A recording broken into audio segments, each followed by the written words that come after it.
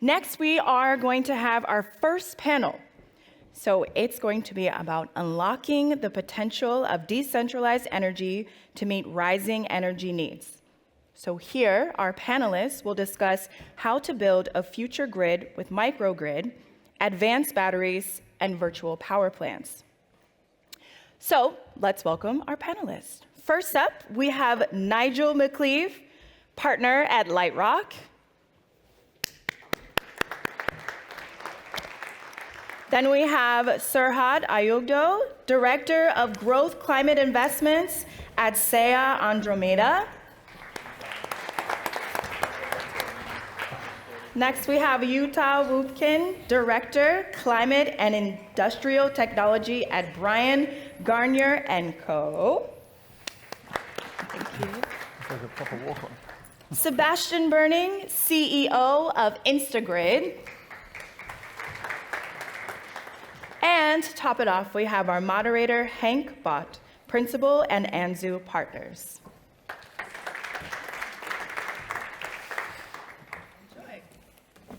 Thank you.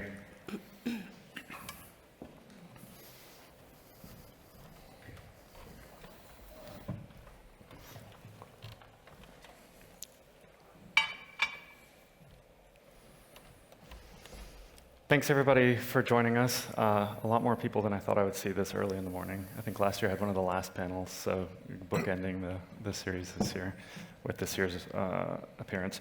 So before we get started, I want to say thank you to all the panelists here and want to offer everybody an opportunity to introduce themselves in their own words.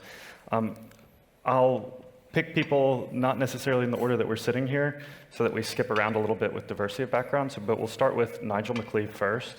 Nigel, floor's yours. Yeah, hi everyone. My name's Nigel, I'm a partner at Lightrock. We're a global growth equity fund fully focused on sustainability. Probably most relevantly for this conversation, we invest out of $1 billion climate focus fund. It's typically Series B stage companies and later checks of $10 to $50 million as a start and can go up higher than that. I think most relevantly for this conversation, I can provide an investor perspective on how we look at companies in the space. I've spent a lot of time around communication technologies in the grid and also home electrification.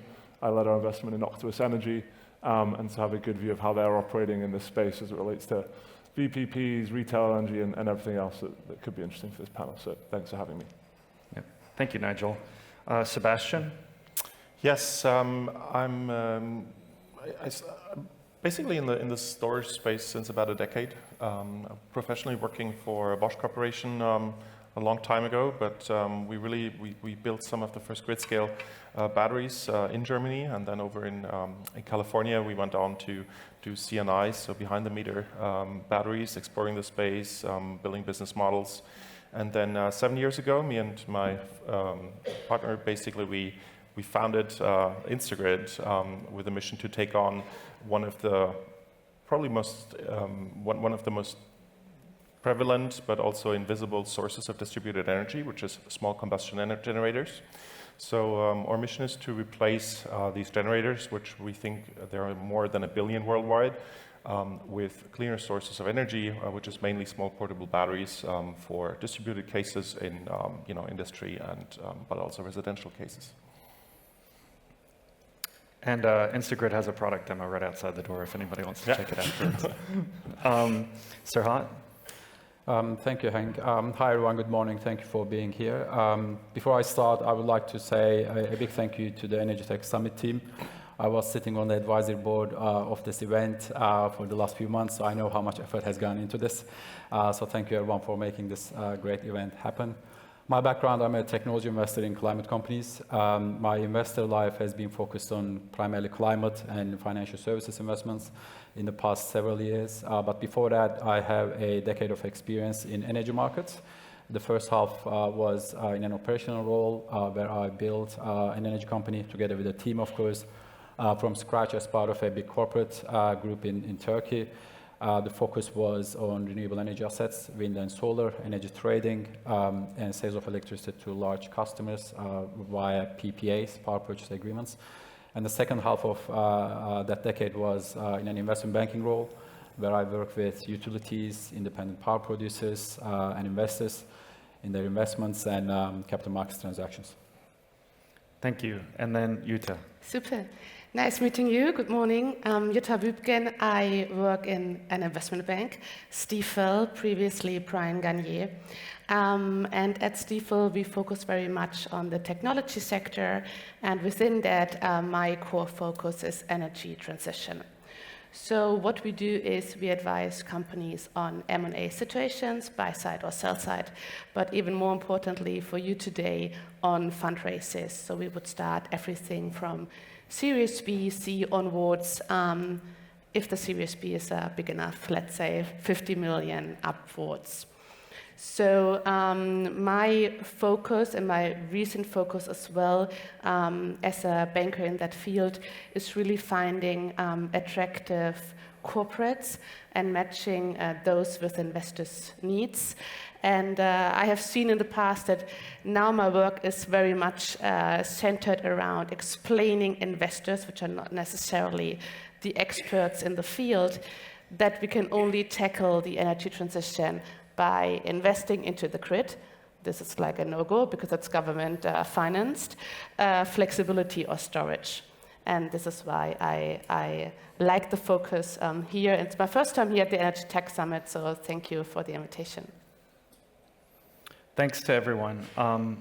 So before we get started, the way we'd like to structure the discussion here, we'll start, I'll give a little bit of an overview of the problem statement and some of the topics that we'll discuss.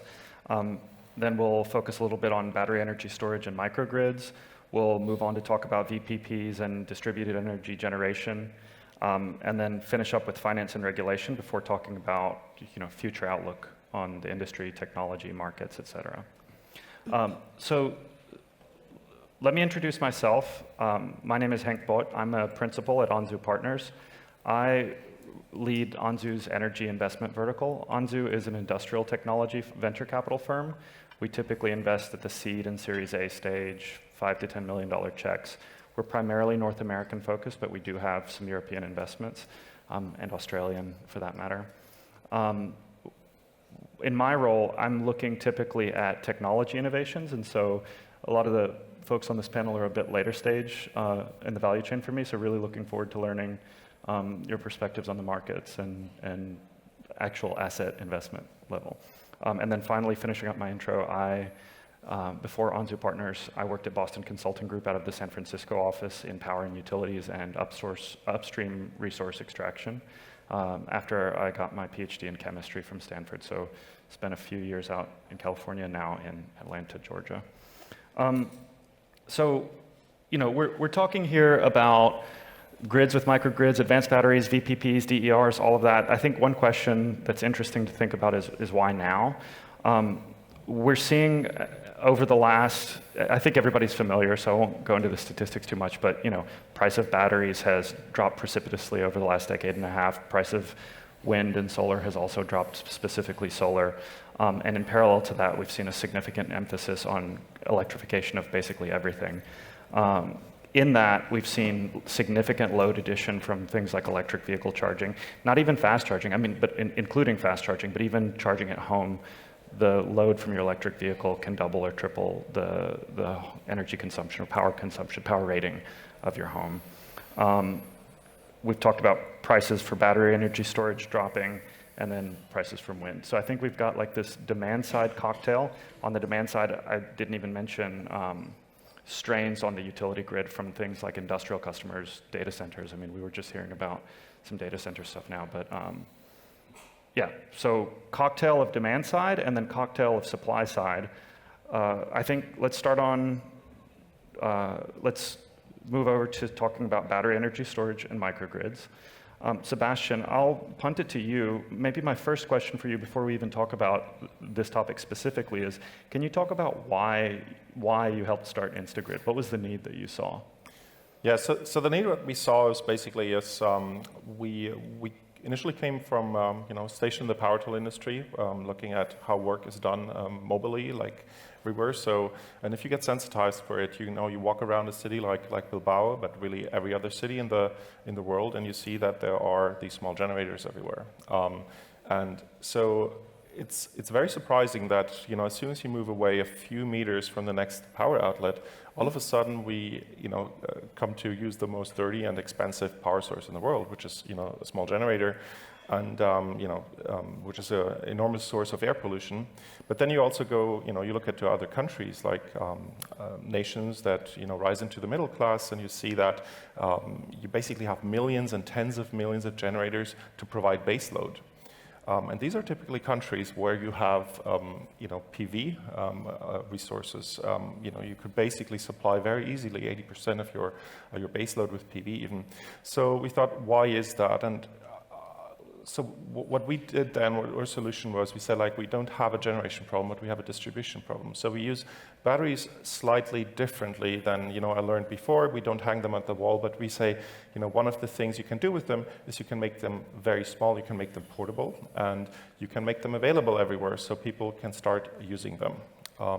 And ultimately, you know, and this is of course controversial, but you can join batteries not just for like the value streams of storing energy, like from fluctuating resources, but you could also transport energy. So as long as the bandwidth of energy, or so the throughput you need is low enough, you can actually, you know, take a battery and you can charge it in one place, and you can discharge it in another place, which in many cases, you know, if you basically have low load factors, can be more efficient than building a grid in many places.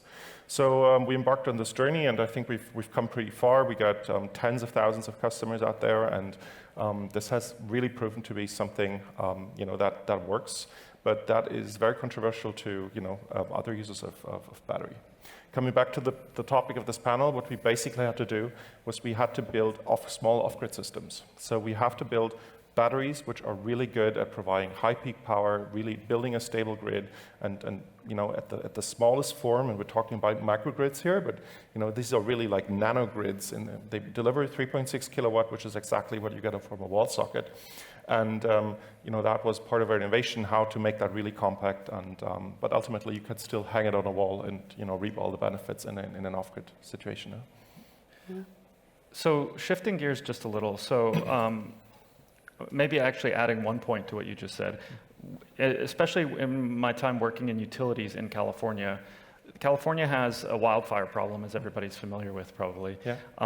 Part of that wildfire mitigation strategy that the utilities use is these public safety power shutoffs, PSPS events, where they just de-energize entire transmission lines.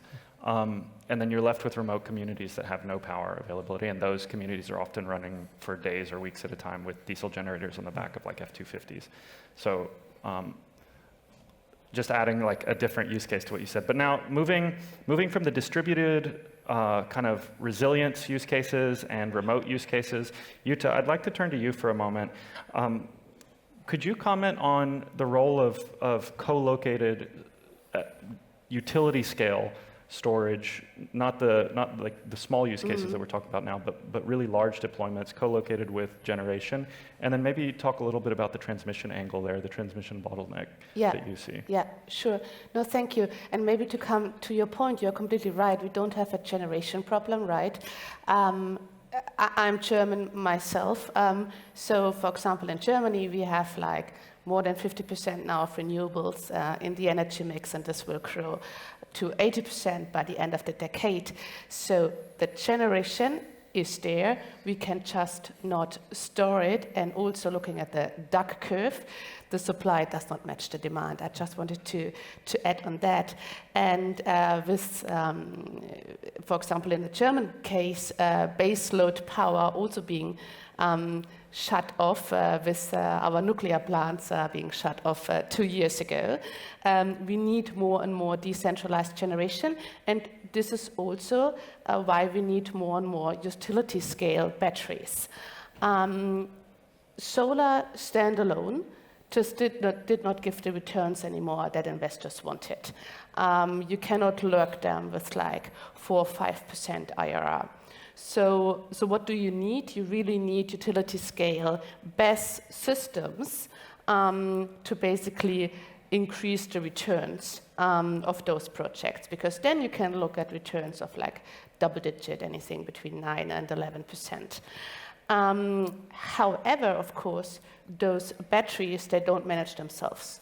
If you have a solar plant, the sun is shining, the wind is blowing, you push it into the grid, either you get a fixed feed-in tariff or you get the merchant price.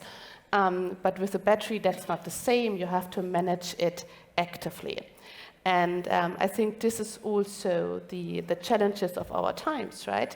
And now you have to find the companies that basically say, this revenue stack I can manage efficiently for my off-takers. So I can have tolling agreements, I can have merchant exposure, and I can also give uncleared capacity to the optimizers. So this is one part. Now you really have to manage your revenue stack, and the other part is, of course, the players now in the market.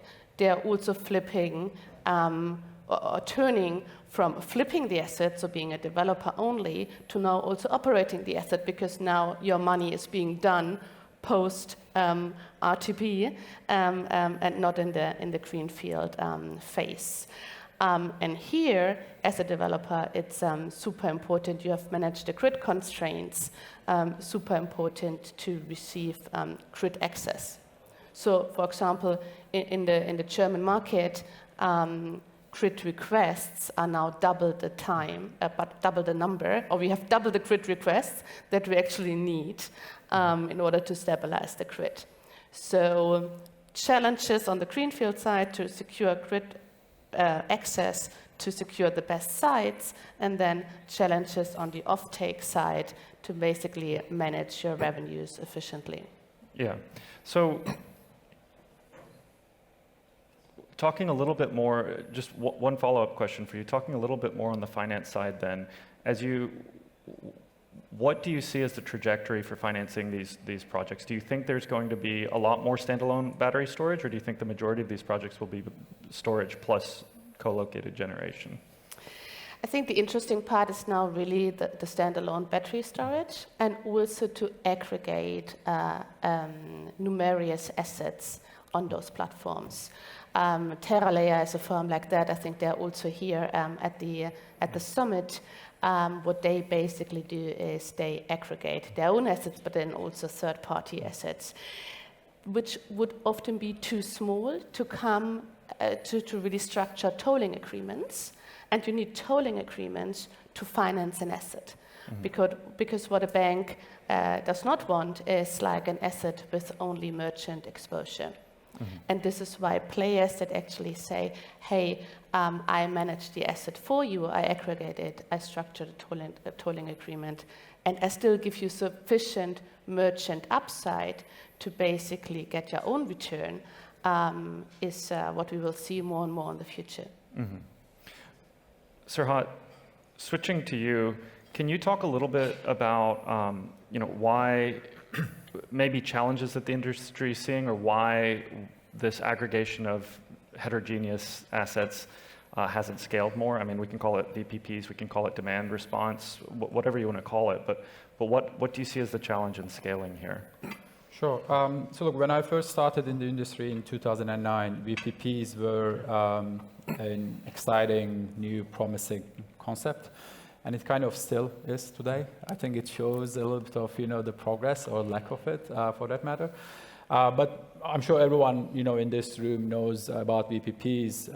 But just to take a step back, virtual power plants, what VPPs stand for. It is basically an aggregation of controllable distributed energy resources, and they could be on-site renewable generation, mostly, solar, storage assets, like Sebastian mentioned. Or demand-side response, which is basically those loads, either in residential or industrial facilities. So if you think about, what needs to happen for this uptake to materialize, there are a few sort of fundamental things, which is, one is technology, right? And the technology exists, and that's sort of how we sort of prepared for this panel as well. It's almost obvious that it is there. Why is it not happening? Obviously, there needs to be a bare minimum, such as smart meter infrastructure, which needs to be in place. Unfortunately, in some European countries, the smart meter penetration is even below 5%, right? So in a lot of others, it is quite progress, but that needs to be there. And in that energy company that we were building back in 2009, we were deploying smart meters on our customers' facilities, and that was a thing back then, but that still is an issue today after 16 years. So that I think will happen eventually for sure. And the second thing is regulatory environment and policies. As we heard on the keynote before our panel from Coronex, so the legal framework is pretty much there, at least for Europe. In a lot of the key countries, it exists. And the third thing is market. So market needs to have all these products offered by the DSOs, distribution system operators, and TSOs, transmission system operators, to incentivize and to encourage people on the other side of the table to offer those, to supply those services. I think that's where there are certain challenges. Not all markets are aligned there. So in some of these markets, some of these products are not even market-based. They simply do not exist. Or the revenue pool in those where it exists is not big enough. So those are some of the structural issues, I would say. But as I was saying, so they are progressing quite rapidly, and I think we will get there. But there are some of those, challenges which you do not realize until you actually get to do it. And one is behavior. So it is really hard in the case of residential assets. It's really hard to convince a homeowner to take control of their assets, right? So it takes a lot of sort of time, education, and adoption curve. So that's sort of what we are going up, in my view. And on the industrial side, it is a bit different, because on the industrial side, the operators, the asset owners, they never would like to compromise on the operations, business continuity, or any damage, potential cost or otherwise, to their expensive equipment. So there, what's needed is a little bit of expert knowledge to understand what kind of asset can offer what kind of services, and then why it would not be harmful or damaging to the operations. And that's all, that needs to be sort of on a progressive basis, almost like on a case-by-case basis, where there are certain case studies in some very large industrial plants. Obviously, they have very high power connections, so they could offer a lot of those services. But two examples. One is, let's say, in a cement manufacturing facility, you could potentially turn off some of those crushers a few hours because they do batch processing. So they operate in silos, feedstock sits in a silo, and then you sort of take them in.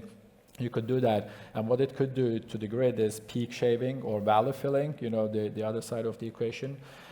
In a metal smelting factory, the other example is that some of those equipment are voltage controlled, and you could reduce, you could turn it down again, but that the service then that it offers is not necessarily peak shaving. It's more like voltage regulation or frequency control.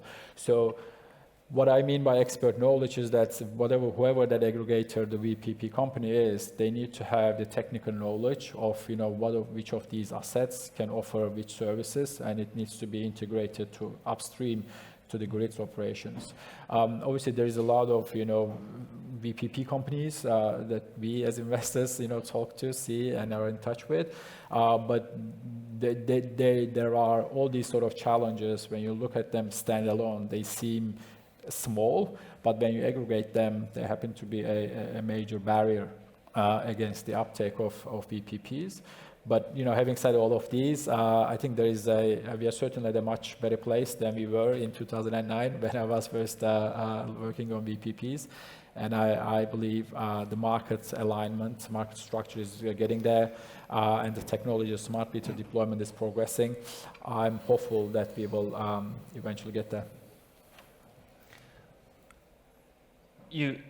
So a lot of what you said I think is intuitive and I agree with and understand, especially the difference between the large scale C&I customers versus residential and how much load shedding you can get from each. You can get quite significant load shedding from aggregated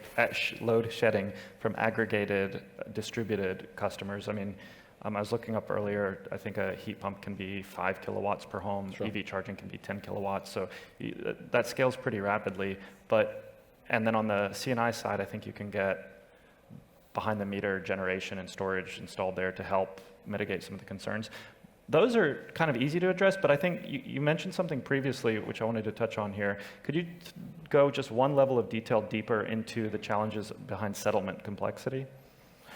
Sure. So look, when you think about how these services exist, what's the opportunity? One is on the basis of price signals, right? So although there's an aggregate, obviously, pricing and on an hourly basis in a lot of markets, so there's enough granularity, it seems. However, there's in a lot of these regions, the zonal pricing does not exist. So if you think about, all these different assets sitting in different locations in a given region, so the sort of market dynamics that they're exposed to in reality are not the same when you think about it in the level of distribution system operation, right? Because the congestion in one particular region could be completely different from another for two different sort of DER, distributed energy resource assets. However, there is one sort of single price governing both regions, right? So that, I think, is one problem in terms of settlement. So the VPP aggregator, who is responsible for obviously controlling all these assets and building the algorithm to bid for different services in these markets, they can't really do that in an aggregated way for those two assets sitting in different regions, subject to different congestion dynamics, while the price is the same for both. So that's, I think, one challenge in terms of settlement for sure, and that goes back to market mechanism as well, which is it incentivizing enough? Is the price signal clear enough or precise enough to encourage those assets to participate in the markets for sure? But there's a lot of data problem as well, so don't get me wrong, right? So distribution system operators have very limited visibility, and again, what we heard on the previous keynote is helpful in that context. On the edge, they do not have, DSOs do not have much visibility as to what's going on. And that's, again, the integration between the DSOs and VPPs, who are aggregator of these assets. So that data layer is missing, in my view, in a lot of these markets. That's one problem to be solved. And I'm looking forward to meeting our founders and companies who are in that space. Mm-hmm. So, Nigel, turning to you, same topic. How do you think about the path to profitability when you're thinking about being a demand-side aggregator or a resource aggregator or energy retailer? And maybe feel free to talk about Octopus Energy and the reason that you invested there initially in the context of what we just discussed. Yeah, so I think the first point to talk about is, do you want to be one of those things, right? And I think one of the issues from an investor's perspective that I've seen over the past few years, especially when capital was more liquid, is this term VPP and DER and aggregator and all this stuff got known by a bunch of VCs and growth equity investors like myself, and we go, oh, that's super exciting, let's throw a bunch of money at companies that should never be one of those things, right? And so I think in this stack of things to solve, you have a bunch of different interesting things. One is aggregation and how you get to scale and profitability. There's a bunch of other things there, like integrations, communication, control. And those are really interesting problems in themselves, but do those companies need to be VPPs? Probably not. Maybe some of them can be. Ultimately, VPP, sounds sexy, but what is it? It's like a provider of capacity into the grid. It's like an energy company, like a trading business. Is that like a VC type thing? Can be. I think the key, and that can be attacked by a bunch of different ways, right? This problem of how to scale, how to get to profitability. You can be the smart dongle provider that's needs to be distributed into homes to connect things where there's poor connectivity. You can be the installer of solar panels or EV chargers and then own the customer relationship that way. You can be an auto manufacturer like a Tesla who ends up owning a Powerwall and a car. Or you can be an energy retailer or existing utility who already owns all those customers and then can kind of layer on these services. I mean, our view, and like I love to sit here and talk about Octopus as if I had anything to do with any of his success. I don't at all.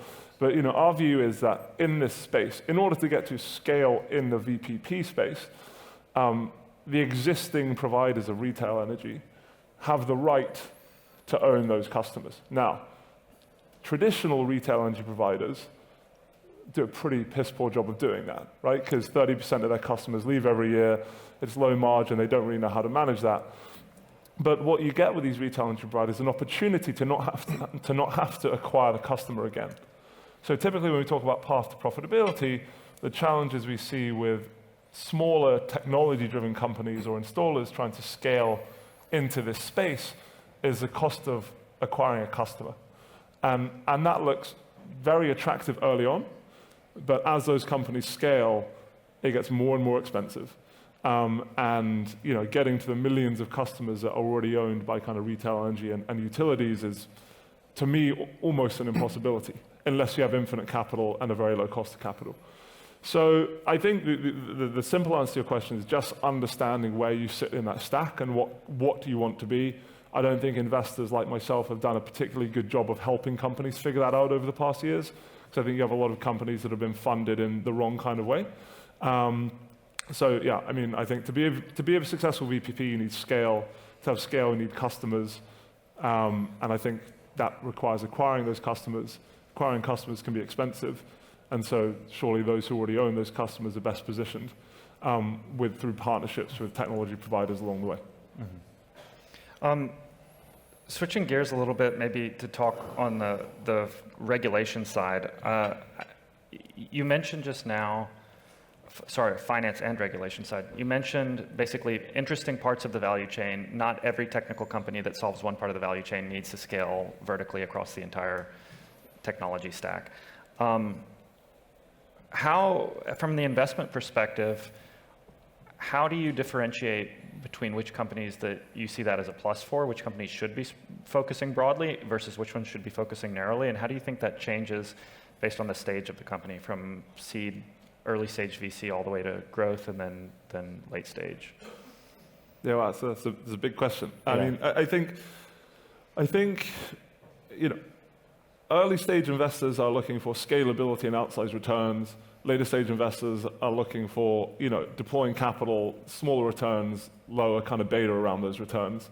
So on the range of kind of VC to private equity to infrastructure, I mean, one debate we often have internally when we're looking at companies is this a growth equity? And for me, growth equity is kind of 5-10 million of revenue plus ability to deploy $20-30 million. We're underwriting 30% IRRs, so still significantly lower return than like early stage VC. But the debate we often have is, is this scalable? Is this not more kind of infrastructure type investing? So when you talk about companies operating across the value chain, you talked about some of these earlier, you have some companies that are trying to do it all, and all actually means acquiring the customer, having the technology to manage everything, which is typically the VC software-y bit, but then also deploying a bunch of large, heavy things, like batteries, like solar panels, like EV chargers. And the question, especially around batteries, that always comes up around that is our cost of capital the right type of capital for that bit? And I think you have a lot of companies in the industry who've been smart about it and end up actually having different SPVs within a company structure, and you invest in the holdco, and then there's a finance co, and there are some companies in Europe that have done a good job of syndicating debt for that kind of thing. But typically, what the challenge is at our stage, most companies tend to not be profitable because they're growing quickly, and then they're using money to finance both CapEx and working capital and R&D. And I guess, I don't like to use words advice, but I think what it's important for those companies to do as soon as possible is to segment the different types of capital for the different uses, right? So otherwise, you just burn through way too much money, and that cost of capital is way, way too high. So I don't know if that answered the question exactly, but hopefully that's helpful. Yeah, absolutely. And maybe on your last point, I would say, as an early stage venture capital investor myself, it's very important to me when I invest in a company that I feel like the management there has a very clear understanding of which capital to seek for which purposes. Like you said, it's very expensive to fund projects using equity capital. So getting off of that IV lifeline as soon as you can to move to other more appropriate sources of capital is a big ticket for us. The other thing that's a big issue for us, and I'm going back here to you, Sebastian, we've been talking at a conceptual level here about deploying these technologies. From a market-driven perspective, from a finance-driven perspective, again, as a hardware investor in early stage, what I see differentiating a lot of companies from one another is just purely actually execution. When the words come from the PowerPoint slides and turn into supply chains, like that's where a lot of people fall down. So, you mentioned delivering actual physical products to thousands of customers. Can you talk about the execution step here and what your experience has been over the past few years? I mean, we're talking in the broader context of the market here, but one obvious question is why haven't some of these technologies scaled faster? On the software side, definitely understand access to data, that type of thing. But on the hardware side, interested to hear your perspective. Yeah, so I think there are a couple of answers here. So as I said, we started 7 years ago, so we were a bit ahead of that hardware curve. So there is more excitement now for hardware again, which I really appreciate. I think there's a consensus that we will not do the energy transition with just software. I think we have to also invest in new technology, new types of assets, bringing, for example, new battery technology to the market and not just having them in research labs. And maybe the first thing that I would note is that there's not really a playbook for hardware companies. So, especially for companies like us, which are in the scale-up stage, where you can get a lot of advice on how to run a SaaS business, for example, how to do all these things. But how to build a global supply chain from scratch, and with, not just reproducing what you have in big companies like Siemens, for example, but doing it your way, doing it smarter, using AI for it, using, different supply chains maybe. What are you going to do about China, for example?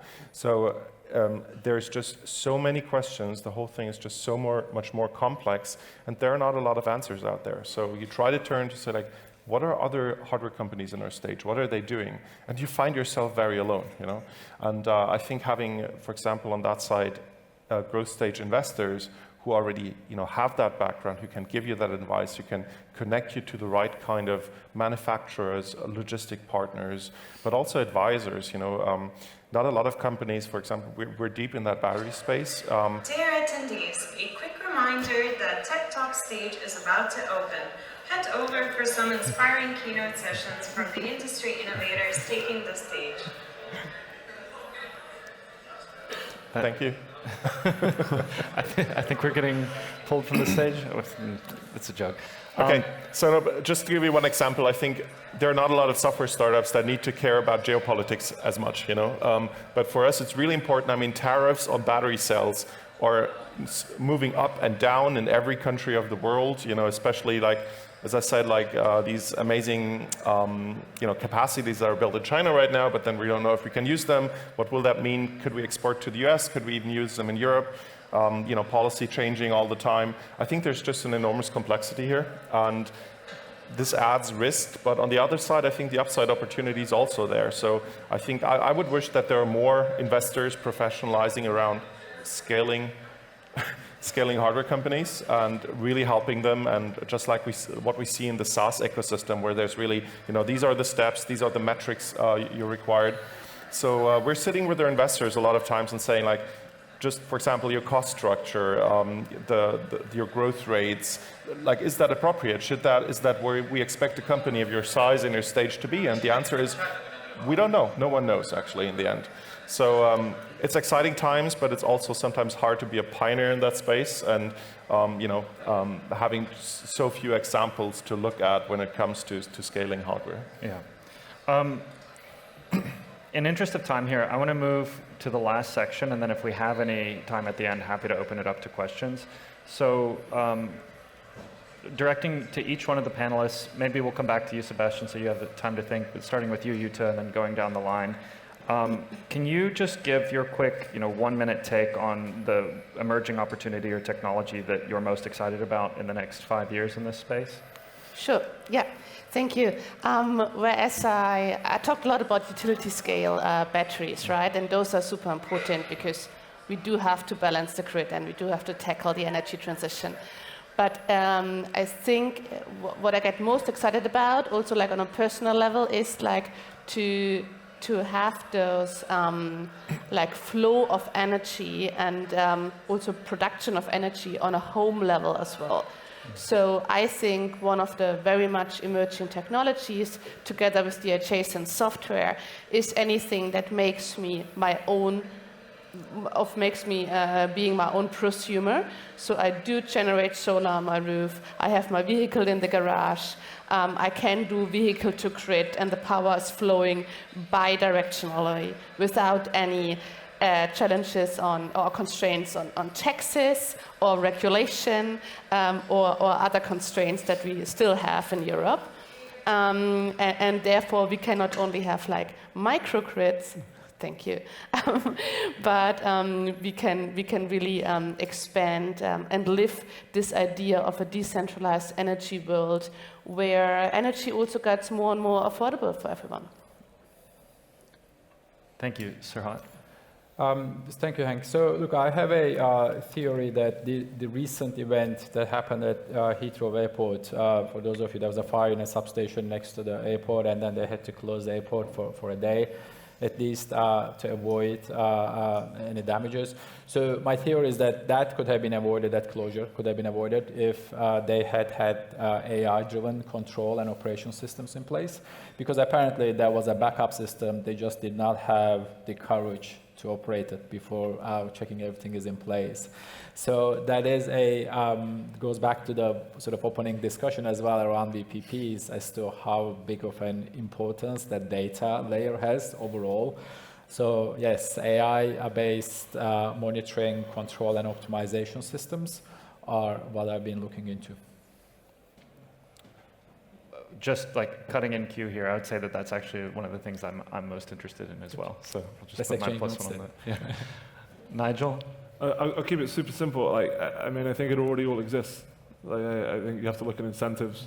Like, why is France 100% smart meter penetrated, UK 60%, and Germany like dark ages? 1%. There's no technological reason for that. I think if you have the right incentives, then everything scales. Mm-hmm. It is the conundrum, that discrepancy, especially just in Europe. I mean, he's been doing it since 2009. Yeah. Right? Like, I mean, there's probably lots of people here who are doing it longer. Like, it's about incentives, and I think, like, a battery, coordination around battery and energy generation, it's like it can be done. Yeah, yeah. That's why ERCOT's one of my favorite markets. They provide the incentives and the technology follows. Sebastian?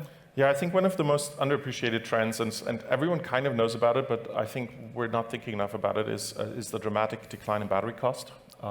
So we're currently able to source lithium iron phosphate cells, which are like really high quality at below $50 a kilowatt hour, and the tendency is still falling.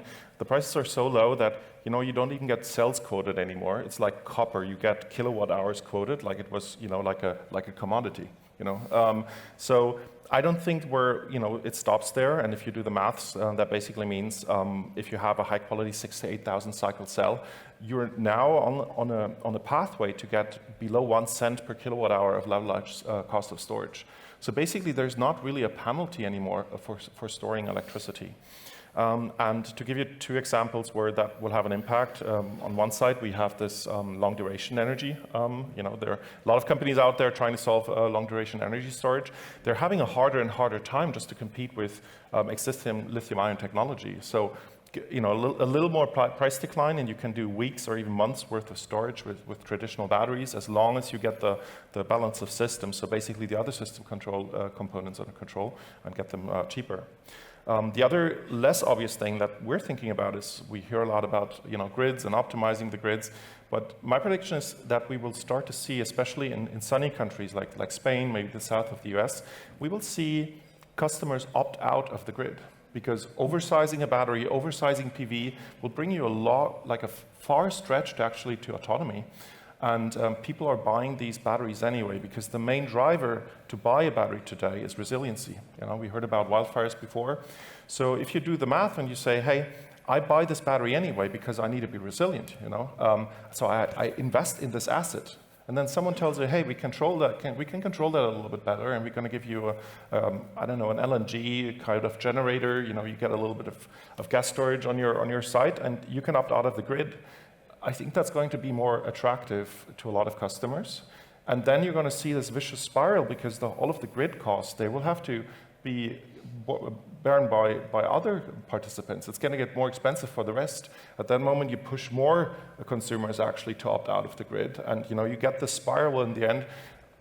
There could be this movement of actually going off-grid for a lot of customers, especially where you have the local PV generation possibility. And this, sorry just to interrupt Mr. Moderator, but to the incentive point, this is a really interesting, right? Because if you look at what's happened recently in Pakistan, which obviously the grid in Pakistan has its issues, but there's been so much load shedding as people buy cheap Chinese solar panels for their homes, and the amount of demand that now grid services is tiny. If you think about that exact same thing happening somewhere like the US, where utilities are incentivized based on how much they're effectively providing, you suddenly see how the incentives shift for utilities start figuring this out, so that doesn't happen.